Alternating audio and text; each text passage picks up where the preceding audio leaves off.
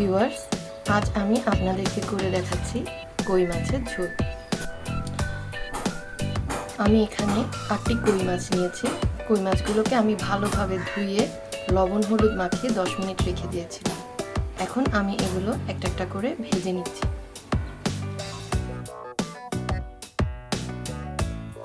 মাছগুলোকে আমি বেশি কড়া করে ভাজবো না, মিডিয়াম মানের করে ভেজে নিচ্ছি। ভিউয়ার্স, আপনারা দেখতে পাচ্ছেন আমি সবকটা কই মাছগুলোকে হালকা করে ভেজে নিয়েছি। ভিউয়ার্স, আমি এখন ভেজে নিচ্ছি কই মাছে আমি যে আলুগুলো দিব সেইগুলো। আলুগুলো ভাজা হয়ে এসেছে, আমি এখন এগুলো তুলে নিচ্ছি।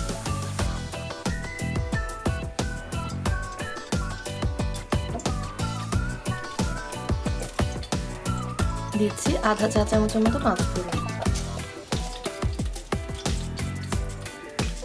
আর দিয়ে দিচ্ছি পেঁয়াজ কুচি। আমি এখানে একটা পেঁয়াজকে কুচি করে নিয়েছি।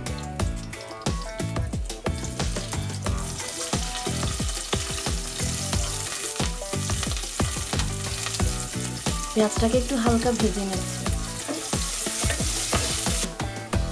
পেঁয়াজটা হালকা ভাজা হয়ে এসছে, আপনারা দেখতে পাচ্ছেন। এখন আমি দিয়ে দিচ্ছি আদা বাটা। আমি এখানে 2 চামচ আদা বাটা দিচ্ছি।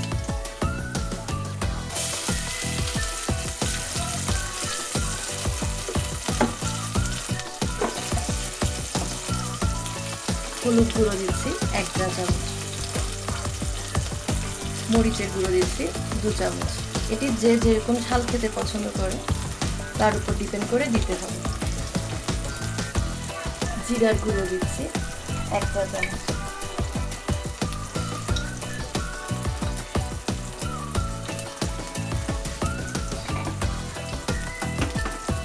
আর দিয়ে দিচ্ছি টমেটো কুচি। আমি এখানে 3টে টমেটোকে কুচি করে নিয়েছি।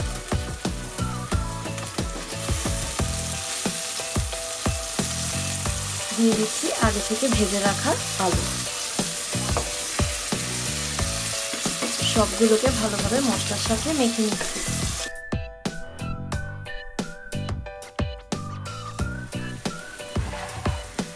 এখন দিচ্ছি জল। আমি এখানে 1.5 কাপের মতো জল দিব, যাতে করে আলু এবং টমেটোটা সিদ্ধ হয়ে যায়।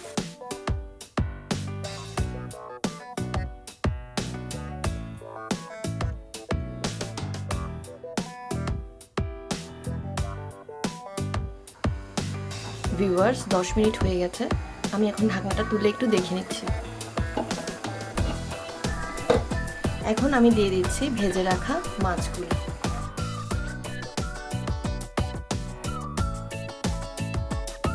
দিচ্ছি 8-10টার মতো কাঁচামরিচ ফালি করে। আমি আরো 10 মিনিটের জন্য ঢেকে রাখছি।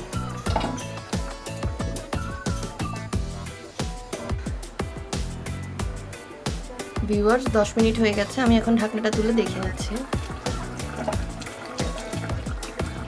কই মাছের ঝোল রেডি হয়ে গেছে। আপনারা এটা নামানোর আগে অবশ্যই একটু লবণটা চেখে দেখবেন।